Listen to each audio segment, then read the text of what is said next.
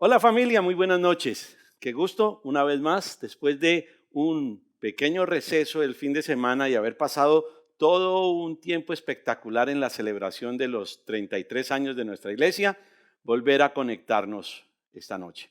Por favor, cierre sus ojos, vamos a orar y vamos a poner este tiempo en las manos de nuestro amado Dios. Padre, yo quiero darte gracias por este momento especial en que nos conectamos unos con los otros, pero nos conectamos todos contigo, Señor. Te pido con todo mi corazón que vayas de casa en casa y de corazón en corazón, tocando las vidas de cada persona, Señor amado. Y que tu palabra hoy quede sembrada fuertemente en nosotros, para que produzca fruto abundante al 30, al 60 o hasta al 100 por uno. Y que todo lo que ocurra en nuestras vidas sea para la gloria y honra de tu precioso nombre. Bajo la guía de tu Espíritu Santo y en acción de gracias oramos. Amén y amén. Muy bien, iglesia, por favor, abra su Biblia esta noche en la carta de Pablo a los Efesios y ubíquese en el capítulo número 2. Efesios, capítulo número 2. Las últimas semanas, casi que meses, se han caracterizado por la ocurrencia de manifestaciones en muchos lugares del mundo. Los Estados Unidos, en Australia, en Corea, en Japón, en Alemania, Francia, en Italia, en el Reino Unido, Grecia, Bélgica, Chile, Argentina, entre muchos otros países. Y ahora, como si no tuviéramos otros problemas por los que ocuparnos, Colombia se unió a esta interminable lista. Escúcheme, no es que estemos en desacuerdo con estar en desacuerdo. El derecho a la protesta es una realidad y de hecho el cristianismo protestante nace como una protesta. Por esa razón se conoce como la Reforma Protestante. Ahora, el problema radica cuando ese derecho a protestar se convierte en la oportunidad para que la violencia y la anarquía se tomen la vocería o el control de las mismas. Hace algún tiempo prediqué un sermón que titulé "Es un error solucionar un error con un error". Ese fue dedicado a los jóvenes, pero sabe, en este caso creo que es lo que estamos haciendo. Se protesta contra la violencia utilizando la violencia. En estos días encontré una definición de anarquismo que llamó mi atención. Dice, el anarquismo es una teoría política que rechaza el poder estatal y considera que la convivencia entre los seres humanos es determinada por la voluntad y la razón de cada uno, es decir, lo que cada uno quiere opinar y hacer. La etimología del término designa, pues, de una manera general lo que está desprovisto de principio director y de origen. Esto redunda o implica, escuche, número 1, ausencia de principio; número 2, ausencia de reglas; número 3, ausencia de jefatura; número 4, ausencia de autoridad; y número 5, ausencia de gobierno. Y es aquí entonces donde la iglesia juega un papel de relevancia fundamental en la formación de principios y valores en una sociedad donde estos han desaparecido casi por completo, y poco a poco los gobiernos se están dando cuenta de que nos necesitan en la formación de estos principios. Escuche, no defendemos el abuso del poder por parte de las autoridades, pero tampoco pensamos que éstas deban ser eliminadas, pues cumplen un propósito delegado por Dios. Esta noche quiero que estudiemos este tema como a nosotros nos interesa, es decir, desde la óptica bíblica. ¿Qué dice Dios al respecto del tema? Con esos pensamientos en su cabecita, acompáñeme en el capítulo 2 de la carta a los Efesios y lea conmigo los versículos 1 y 2. Oraremos, ya oramos y entraremos de lleno al estudio de la palabra. Efesios capítulo 2, versículos 1 y 2. Léalo conmigo, aparece en la pantalla. Dice, en otro tiempo, ustedes estaban muertos en sus transgresiones y pecados, en los cuales andaban conforme a los poderes de este mundo. Se conducían según el que gobierna las tinieblas, según el espíritu que ahora ejerce su poder en los que viven en la desobediencia. Yo no sé si en la época en la que Pablo habla o escribe a la iglesia de Éfeso estaban protestando por muchas cosas, estaban en contra de las autoridades, etcétera. No sé qué estaba sucediendo en esa época, pero lo que sí sé es que el apóstol Pablo deja muy claro en esta porción que el mundo está bajo el gobierno de las tinieblas. Escuche el término que él utiliza, según el que gobierna las tinieblas. Según en los cuales andaban conforme a los poderes de este mundo, según el que gobierna, se conducían según el que gobierna las tinieblas. ¿Y quién es el que gobierna las tinieblas? No es otro que Satanás. Él está controlando el mundo a través de un espíritu de desobediencia. Sí, así como me escucha, a través de un espíritu de desobediencia. Y es lo que hoy vemos en la sociedad actual, es lo que hoy vemos en nuestro acontecer cotidiano, un espíritu de rebeldía, un espíritu de desobediencia, un espíritu de anarquía. El no sometimiento a ninguna autoridad, ni estatal, ni terrenal, y mucho menos eclesiástica. Y esto explica la razón por la cual encontramos a tantas personas, incluso muchos jóvenes, en franca rebeldía, oponiéndose a toda autoridad. Pero ¿sabe algo que me llama la atención? Esa ha sido siempre la forma de operar del diablo. Desde el comienzo, el hombre no ha cambiado su modus operandi. Si usted me acompaña al libro de Génesis, donde hace su primera estrategia, donde hace su primera intervención dentro de la raza o el género humano, se va a dar cuenta de lo que le estoy diciendo. Génesis, capítulo número 3, voy a leer entre los versículos 1 al 4. Dice, la serpiente, está hablando de Satanás, que en el lenguaje bíblico está representado por la serpiente. Dice, la serpiente era más astuta que todos los animales del campo que Dios el Señor había hecho. Así que le preguntó a la mujer, ¿es verdad que Dios les dijo que no comieran de ningún árbol del jardín? Podemos comer de todos los árboles. Podemos comer del fruto de todos los árboles, respondió la mujer. Pero en cuanto al fruto del árbol que está en medio del jardín, Dios nos ha dicho, no coman de ese árbol ni lo toquen. De lo contrario, morirán. Ahora escuche esto, verso 4. Pero la serpiente le dijo a la mujer, no es cierto, no van a morir. Dios sabe muy bien que cuando coman de ese árbol se les abrirán los ojos y llegarán a ser como Dios, conocedores del bien y del mal. Qué tremendo esto. Me llama la atención que el diablo sigue utilizando la misma estrategia. No ha cambiado de estrategia, ni siquiera se ha reinventado en sus estrategias. Sigue haciendo lo mismo, diciéndole a la gente, no es cierto, no te va a pasar nada, rebélate contra la autoridad, porque lo que le estaba diciendo a Eva es que no había que obedecer la autoridad de Dios, no había que obedecer las instrucciones de la suprema autoridad que es Dios. Y al decirle, no es cierto, no les va a pasar nada, hagan lo que quieran, tomen lo que quieran, que no les va a pasar absolutamente nada. Desde el principio de los tiempos, Satanás usa la misma estrategia. Y lo que a mí me llama la atención es que hoy en día sigue obrando de la misma forma con el propósito de devorar y destruir a los hijos de Dios. Escucha lo que dice Primera de Pedro en el capítulo 5, verso 8. Dice, practiquen el dominio propio y manténganse alertas. Su enemigo el diablo ronda como león rugiente buscando a quien devorar.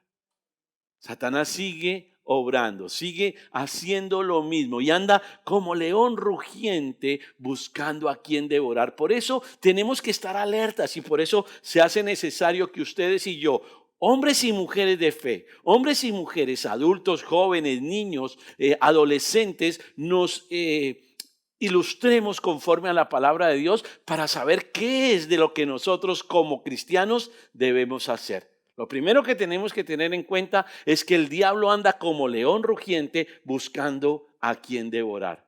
Y si se devuelve un poquito, o más bien, si me permite recordar también una frase, una expresión dada por el propio Señor Jesucristo y que está en el Evangelio de Juan, capítulo 10, versículo 10, dice el Señor: el ladrón no viene más que a robar, matar y destruir. Yo he venido para que tengan vida y la tengan en abundancia. ¿Vio los noticieros de los últimos días? ¿Vio los noticieros de las últimas semanas? Cuánto vandalismo, cuánta destrucción, cuántas muertes. Sí, tenemos todo el derecho a protestar, tenemos todo el derecho a decir no estamos de acuerdo con lo que está pasando, pero utilizar la violencia para protestar contra la violencia. Wow, yo creo que ahí hay algo diabólico que está, bueno, un espíritu de desobediencia. Llámelo de otra manera, un espíritu de rebeldía se ha tomado las calles de hoy. Y nosotros tenemos que reaccionar, nosotros tenemos que mirar desde la perspectiva bíblica este tema para que Satanás, que anda como león rugiente buscando a quien devorar, no se vaya a devorar ni a tu familia ni a la mía, y ojalá no lo haga con nuestra sociedad. Pero si no hacemos nada, yo creo que las cosas cada vez van a ir de mal en peor.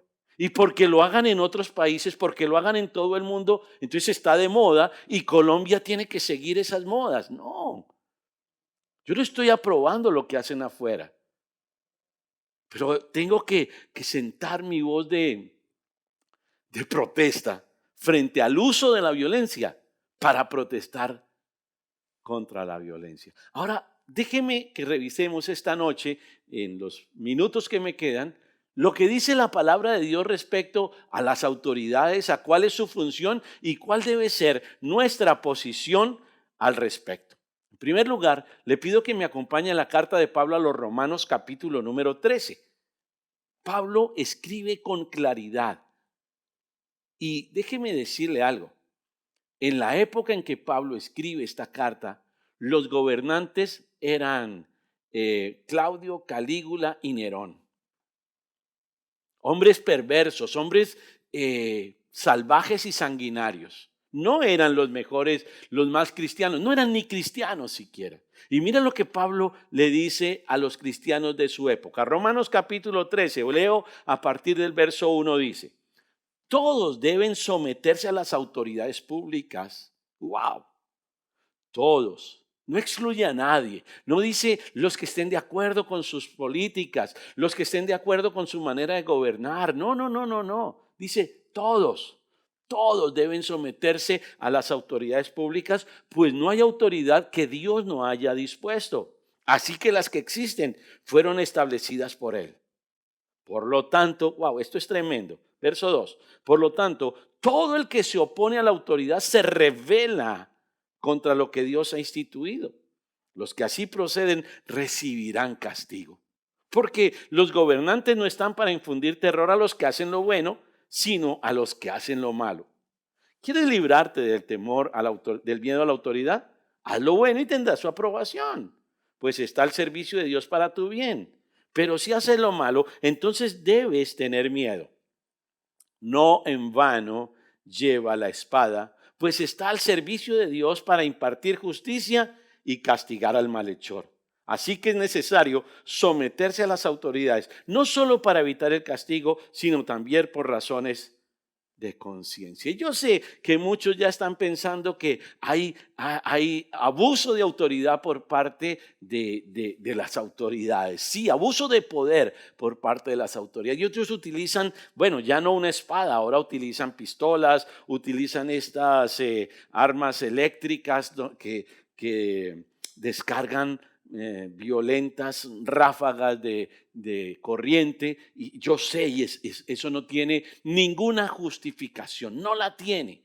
Pero nosotros tenemos que entender que las autoridades están siendo o fueron delegadas por Dios para controlar el orden, para controlar la delincuencia.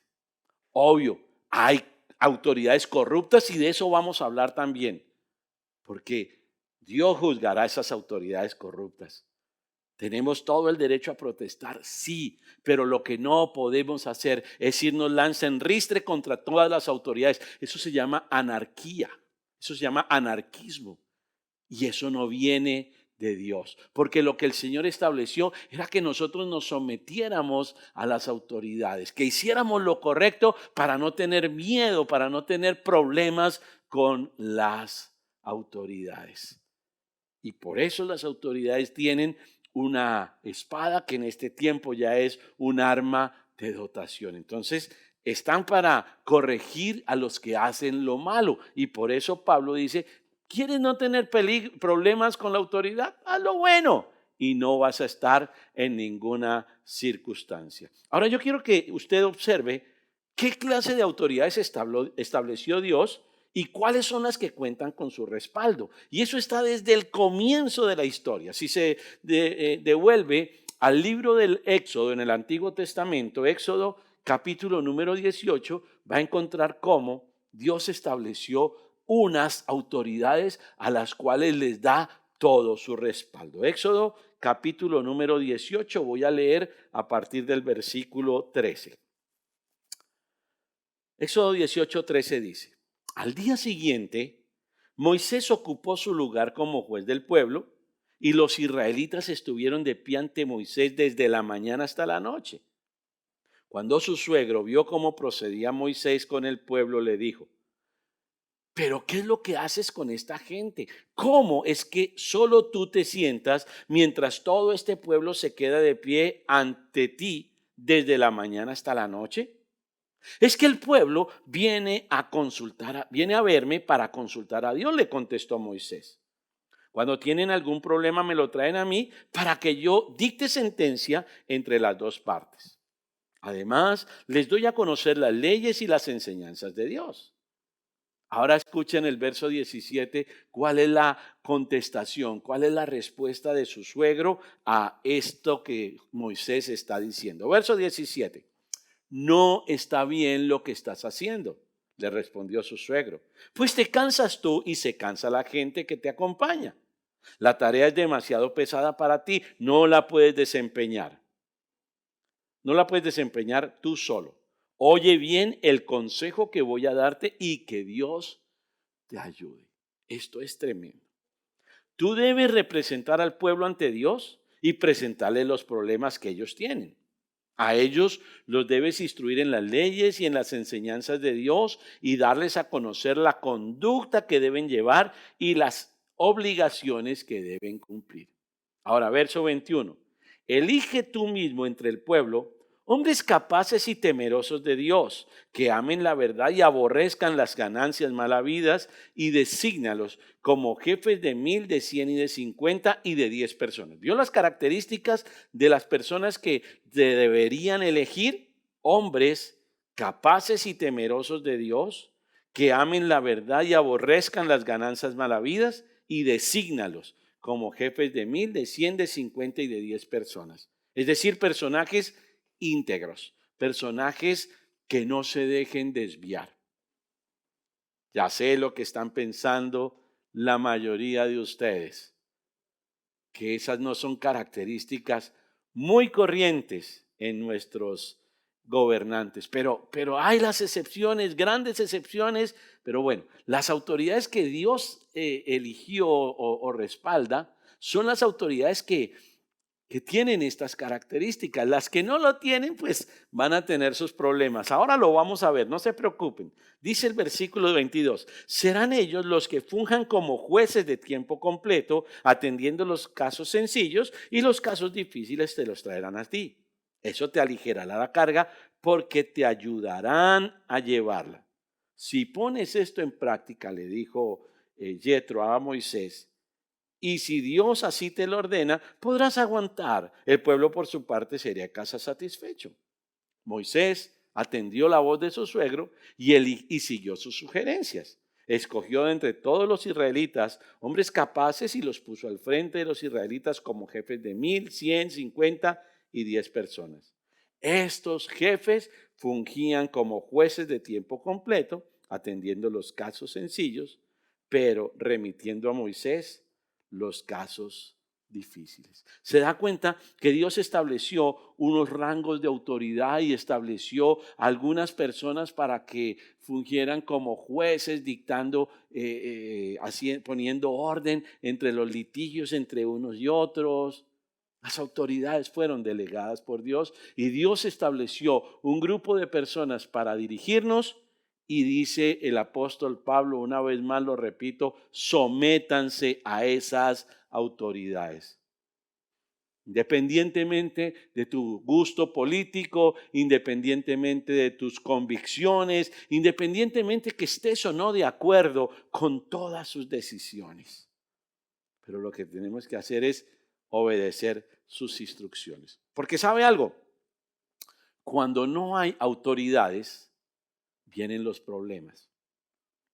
Esta semana, la semana pasada, para ser exacto, escuché en las noticias, a raíz de la situación que se vivió en Bogotá con la destrucción de estos CAI, comandos de atención inmediata, muchos de ellos fueron destruidos en Bogotá. Aquí en Medellín también tuvimos algunos disturbios, no tan severos y graves como los de Bogotá, pero los hubo también porque el mismo espíritu de desobediencia y rebeldía también está en nuestra ciudad. Pero esta noticia me llamó la atención porque la escuché, iba en el carro, no recuerdo hacia dónde, iba escuchando noticias y hubo una que llamó mi atención porque a los pocos días de ocurridas todas estas desmanes y todas estas cosas que ocurrieron contra los comandos de acción inmediata, eh, entrevistaron a una persona de un barrio en Bogotá donde la policía, al no poder tener un sitio, al no poder estar en un sitio, pues no estaba haciendo presencia. Y lo entrevistaron y decían, ¿y qué ha pasado en estos días? Y dijo este hombre, estamos graves, estamos en problemas porque la delincuencia ha aumentado, los atracos en las calles, los robos, los comerciantes están desesperados, todos estamos necesitando la presencia de las autoridades. Y sabe, eso me llevó a pensar y a recordar que hubo un tiempo en el pueblo de Israel donde no había autoridades, donde era un caos total.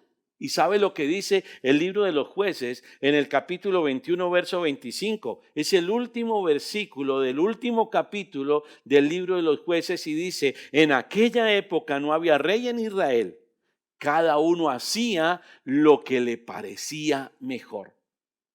Qué linda versión, ¿cierto? Si hubiera sido escrita por mí, yo hubiera puesto cada uno hacía lo que se le daba la gana.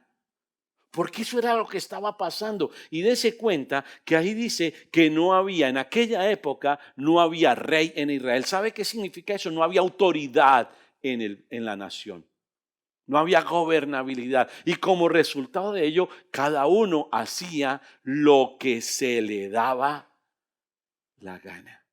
Cada uno hacía lo que le parecía mejor. Hey, ¿no es esa la filosofía del anarquismo? Que cada uno se rige por sus propios principios. Cada uno hace lo que le parece mejor.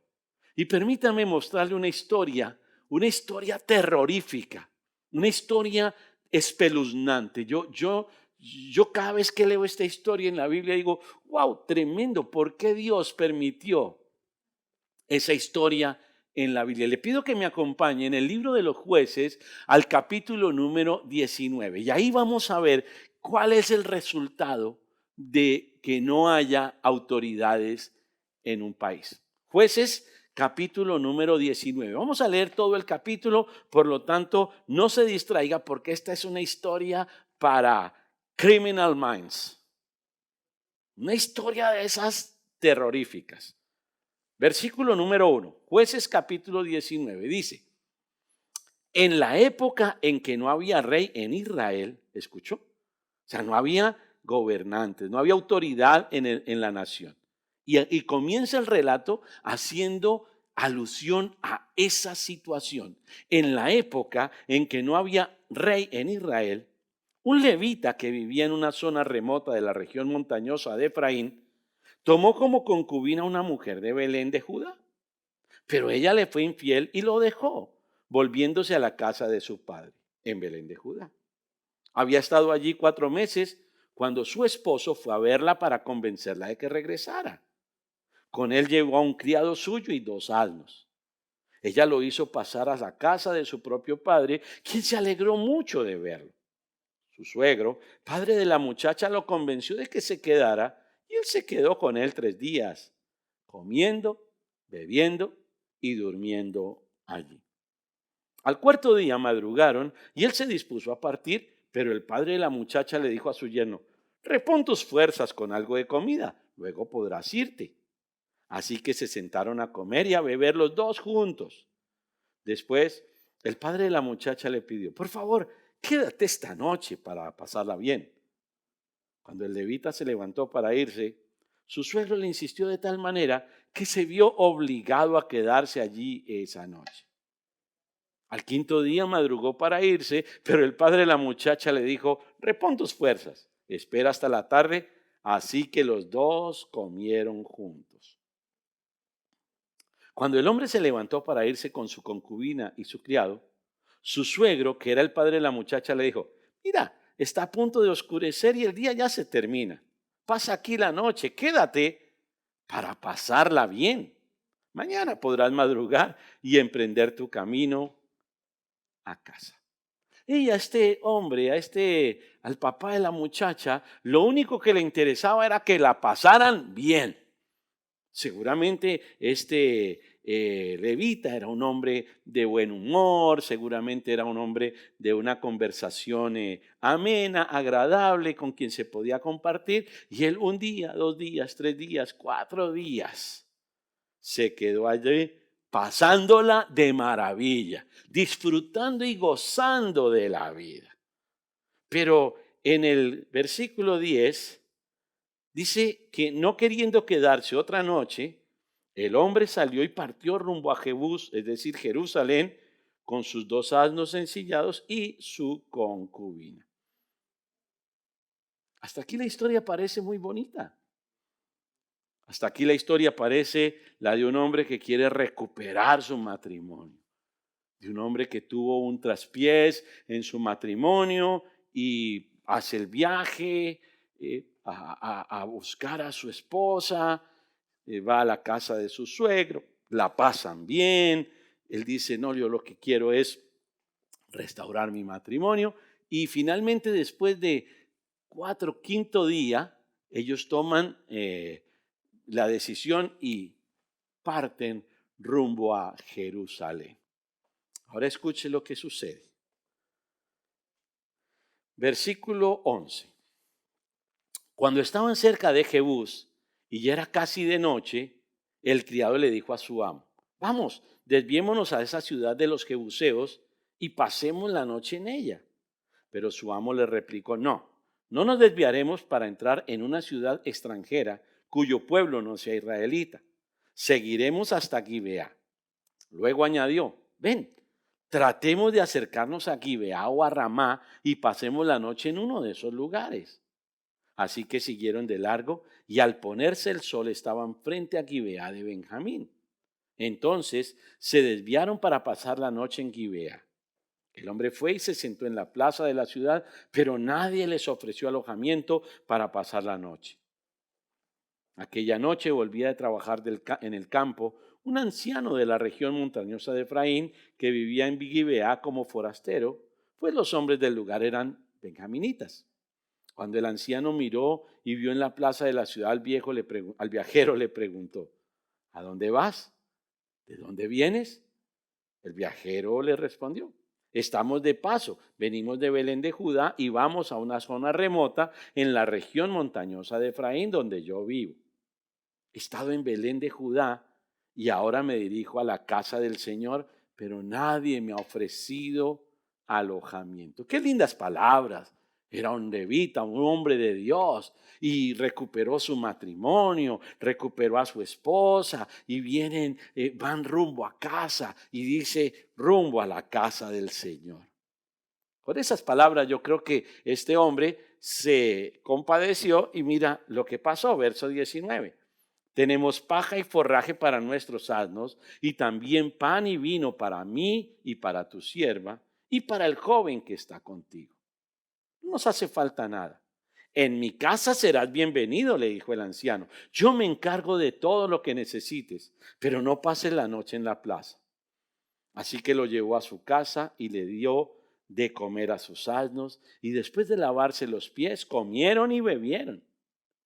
Mientras pasaban un momento agradable, wow, aquí es donde la cosa se pone tremenda. Mientras pasaban un momento agradable, algunos hombres perversos de la ciudad rodearon la casa, golpearon la puerta, golpeando la puerta, le gritaban al anciano dueño de la casa: saca al hombre que llegó a tu casa, queremos tener relaciones sexuales con él.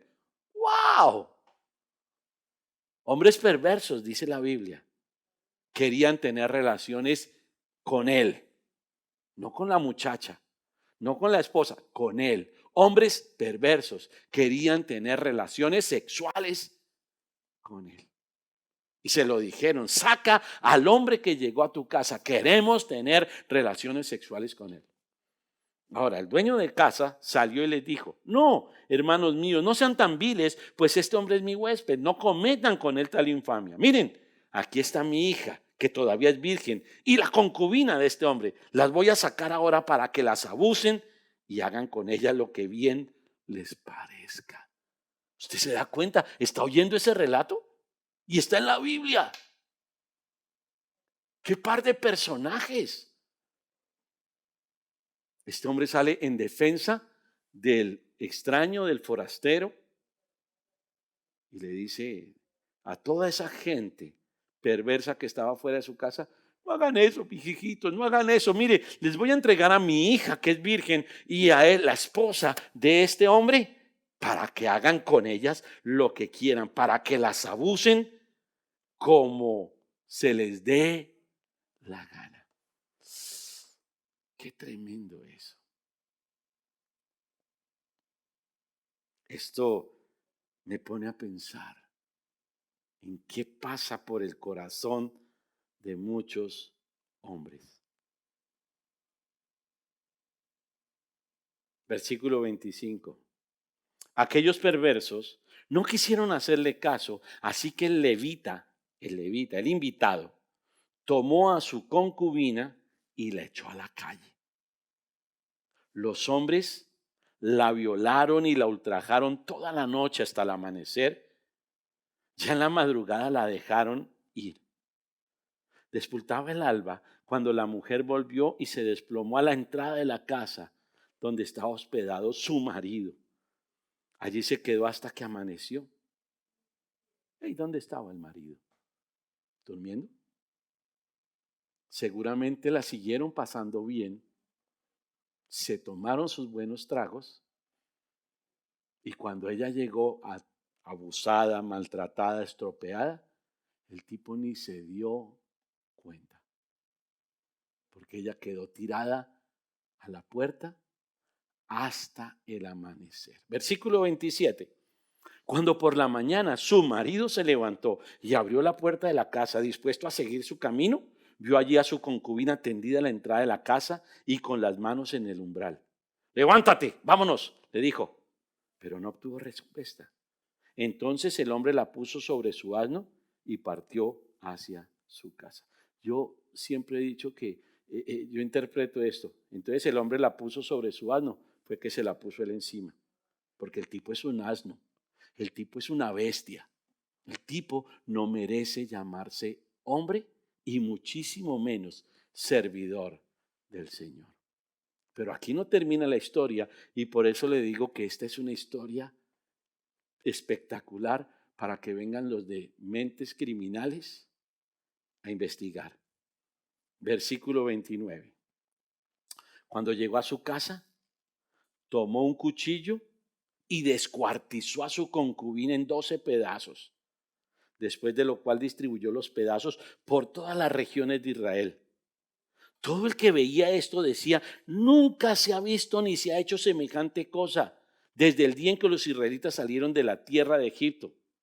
Y concluye el capítulo diciendo: piensen en esto, considérenlo y díganos qué hacer.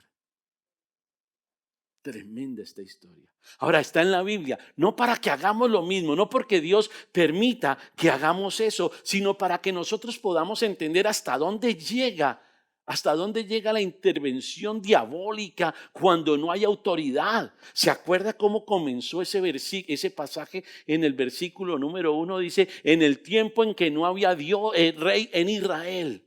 Cuando no hay autoridad, cuando las personas se apartan de la autoridad, pasan cosas de ese estilo.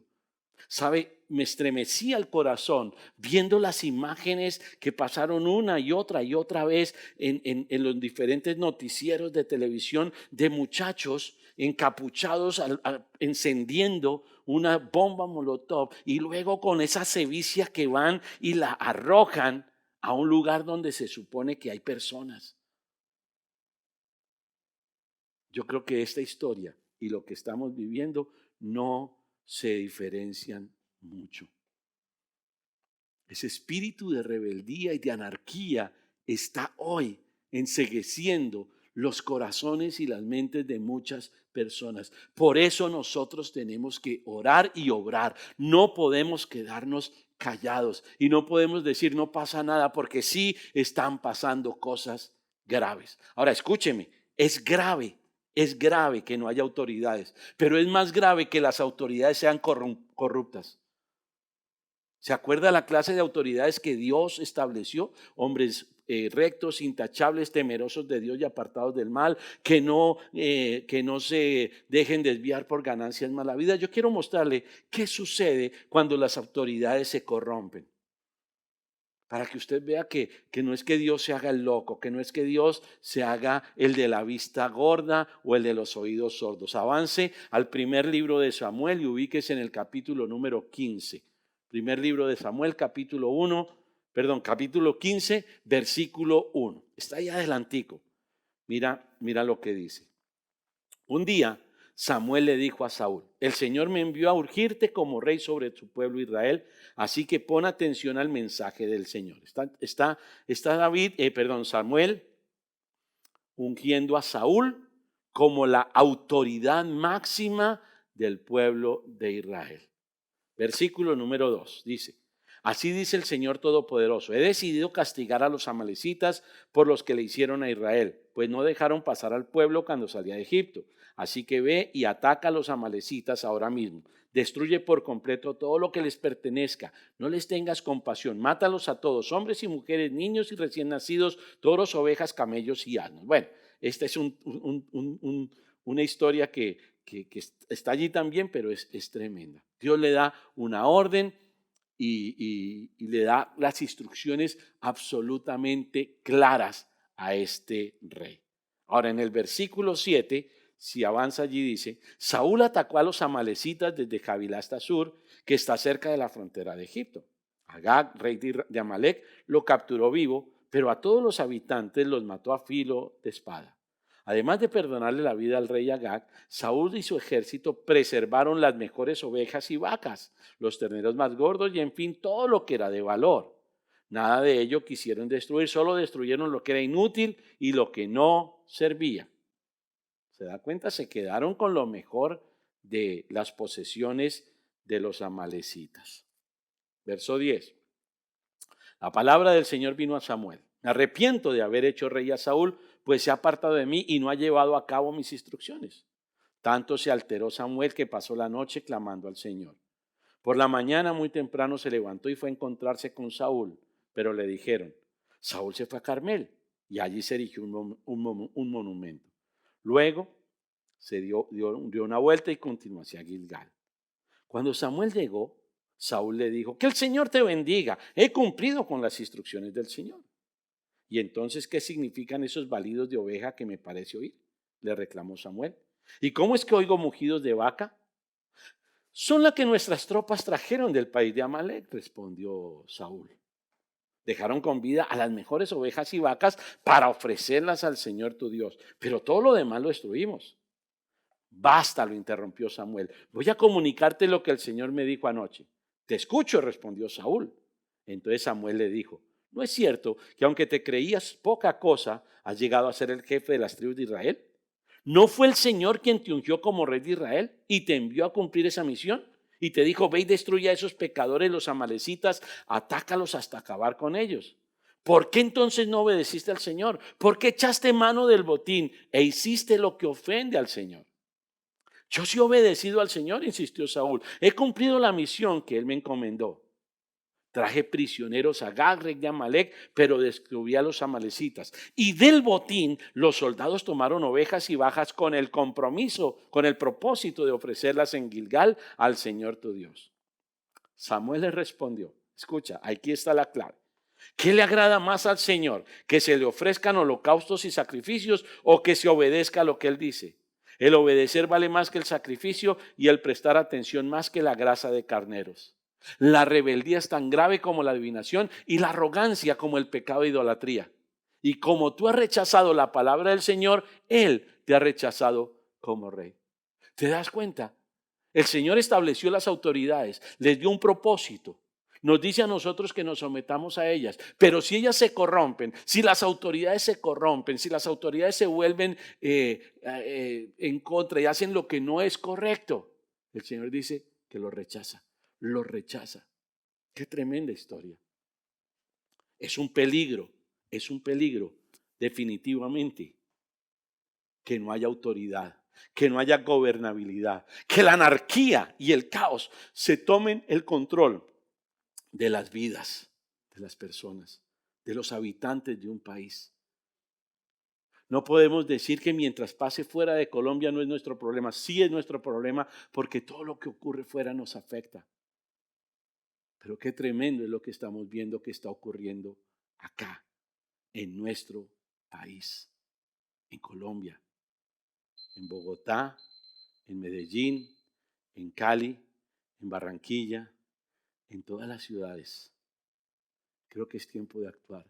Creo que es tiempo que como iglesia hagamos lo que tenemos que hacer. Y entonces concluyo con esto. ¿Qué debemos hacer con estas autoridades? ¿Cuál tiene que ser nuestra posición frente a esta situación? Va a aparecer en la pantalla, pero por favor léalo conmigo. Primera Timoteo, capítulo 2, verso 1. Esta es la recomendación de Pablo. Esta es la recomendación que nosotros como creyentes debemos acatar, obedecer, hacer. Primera Timoteo capítulo 2, verso 1 al 4 dice, así que recomiendo ante todo que se hagan plegarias, oraciones, súplicas y acciones de gracias por todos, especialmente por los gobernantes y por todas las autoridades, para que tengamos paz y tranquilidad y llevemos una vida piadosa y digna. Esto es bueno y agradable a Dios nuestro Salvador, pues Él quiere que todos sean salvos y lleguen a conocer la verdad. Wow, me han conmovido profundamente las imágenes de policías orando de rodillas, de personas que van a los cuarteles, a los batallones, a los sitios donde están la policía y las autoridades y les comparte el evangelio. Claro, hay corruptos en todas las partes hay corruptos, pero no por unos pocos podemos desechar a toda una institución o a todas las autoridades. Creo que es tiempo de que oremos por todos, pero especialmente por nuestros gobernantes y por todas las autoridades. ¿Sabe por qué? Porque es la forma en la que tendremos paz y tranquilidad. ¿Qué tal si cierras tus ojos por un minuto y comenzamos a poner en práctica lo que hemos aprendido? Vamos a orar por nuestras autoridades, desde el señor presidente de la República y su staff y sus asesores, hasta el policía más pequeño o de menor rango en nuestra ciudad. Porque todos son iguales ante los ojos de Dios y todas son autoridades que el Señor ha establecido. Por eso, Dios, yo quiero darte gracias por esta noche. Gracias por tu palabra. Gracias porque tú hablas de todos los temas y nos muestras lo grave que es la situación o lo grave que se pone la situación cuando no hay autoridades, cuando nadie gobierna, cuando nadie dirige. Cada uno hace lo que se le da la gana. Cada uno hace lo que le parece mejor y eso se llama anarquía. Y eso es lo que hoy está rondando en las mentes de muchos jóvenes y de muchas personas. Señor, yo te pido con todo mi corazón en esta noche que ese enemigo, ese adversario que está rugiendo, buscando a quien devorar, sea atado y echado fuera de nuestras ciudades, de nuestro país y del mundo entero. Señor, te clamamos por más y más y más personas que vayan a compartir a los cuarteles, a los batallones, a todos los lugares donde hay personalidades en importancia, en autoridad, Señor, a los consejos municipales,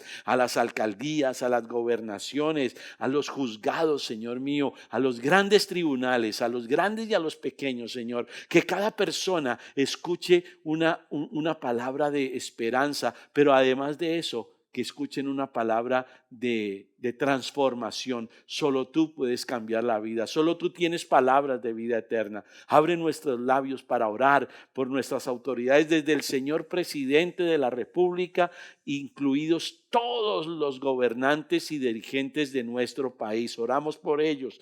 Te pedimos, Señor mío, por las autoridades civiles y militares, por las autoridades de policía y las autoridades del ejército, Señor. Oramos por cada alcalde, por cada gobernador, oramos por cada concejal y edil, Señor. Oramos por los diputados, oramos por los senadores y representantes. Oramos por todas estas personas, Señor, que están allí ocupando cargos públicos, para que tú les des sabiduría, Dios, y coloques en sus corazones temor de hacerlo incorrecto, de hacerlo equivocado y quedarse como hombres y mujeres corruptos, satisfaciendo o cumpliendo los anhelos de todo el pueblo, de toda la gente, Señor. Que primero sean temerosos de ti, Señor. Los bendecimos, oramos para que tú los guíes, Señor. Oramos para que tú los rodees de personas sabias que les hablen lo que tienen que escuchar. No lo que nosotros queremos decirles, sino lo que tienen que escuchar que está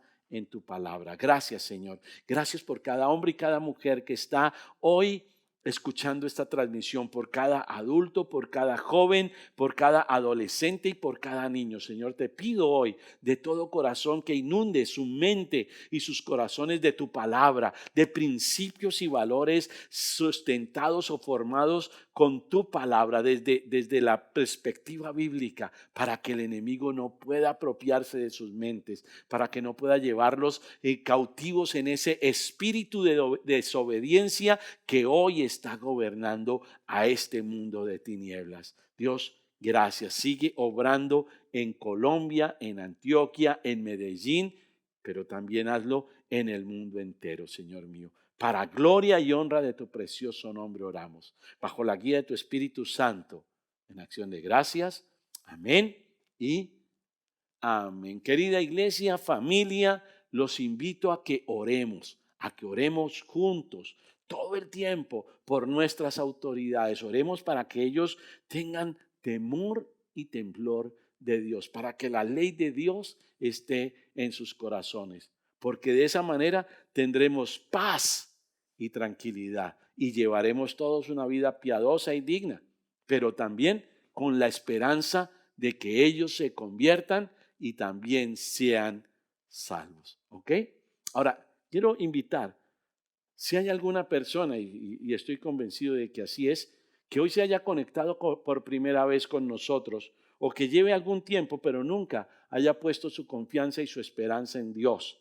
Si tú quieres hoy poner tu vida en las manos de Dios, porque Él es el único que nos puede sacar victoriosos de toda circunstancia y de toda situación, y que nos puede ayudar a cumplir nuestros sueños, y quisieras esta noche hacer una oración conmigo para poner tu vida en las manos de Dios, por favor, cierra tus ojos por un minuto y te pido que hagas esta oración conmigo. Escucha esto.